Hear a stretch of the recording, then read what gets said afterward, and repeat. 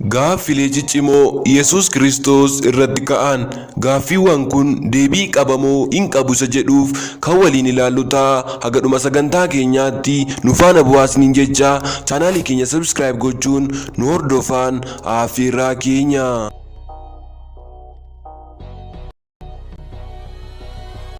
Seera keessa deebii boqonnaa 18 lakkoofsa 15 irratti waa'ee Muhammad dubbatamoo waa'ee nama sagan biraati?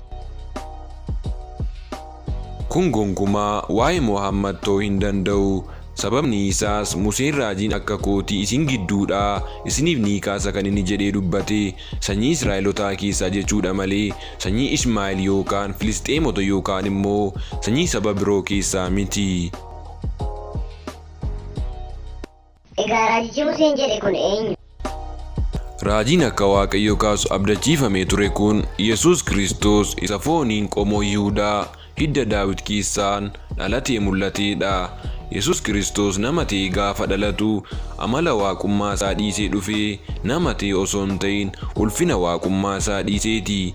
Erga foon uffatees immoo yeroo tokko tokko nama ta'e yeroo biroo immoo waaqa kan ta'u osoo hin ta'in amala waaqummaaf namummaa isaatiinis qaamuma tokko keessaa jiraatee ture.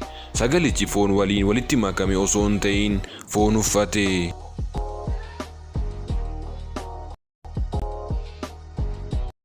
Seera uumamaa boqonnaa 2 lakkoofsa 2 irratti Waaqayyo akka namaa ni dadhaba maaliif boqote? Asirratti wanti dubbatame waa'ee qaamaan dadhabee boqochuu Waaqayyo utuu hin ta'in hojii uumuu isaa guyyaa 6 keessatti hojjetaa ture uumee xumuruu agarsiisa. Hiikaan dhoksaa isaa immoo waan uume hundumaatti gammaduu gaarii ta'uu isaa ilaalee itti boqochuu jechuudha. Seera uumamaa 1:31 Waaqayyo waan uume hundumaa ni ilaale kunoo innis baay'ee gaarii ture. Wanti hubatamuu qabu Waaqayyo hojii waa uumuu raawwachuu isaa agarsiisa malee Waaqayyo hojii hojjechuu dhaabeera jechuu miti. Gooftaan Yesuus abbaan koo ammayyuu hojii irra jira anis immoo nan hojjedha jedhe.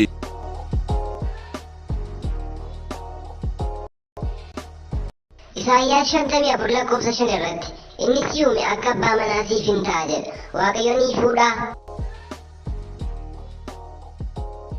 Waaqayyo hin fuudhu akka namaas gaa'ela hin dhaabbatu. Asirratti Waaqayyo akka abbaa manaan siif ta'a jedhe malee abbaa manaa keen siif ta'a hin jenne. Kan inni saba Israa'eliin akka abbaa manaan siif ta'a jedheefis deebisee si cina dhaabbadhee si gargaara. Itti gaafatamummaa waa'ee keetiif nan fudhadha. Fuula koo gara keetti nan deebisa. Siifan ho'a garaa siifan laafaa jechuudha malee akka nama fooniitiin si fuudhee abbaa manaan siif ta'a jechuu miti. Akkasumas wanti hubachuu qabnu akka abbaa manaan siif ta'a kan inni jedheen nama dhuunfaa yookaan dubartii tokkoon osoo hin ta'in guutummaa saba Israa'eliinidha.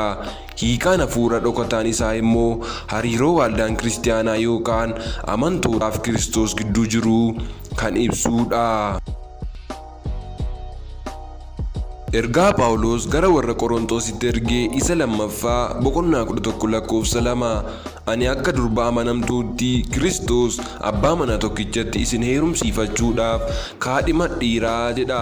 Kun immoo waa'een keenya yookaan amantootaa Kiristoosiin akka ilaallatu Kiristoos qaama isaa warra ta'an amantootaaf akka dhimmu amantoonnis isa qofaaf bitamanii akka jiraatan agarsiisa. Egaan hordoftoota keenya sagantaan keenya irraa kana fakkaata ture.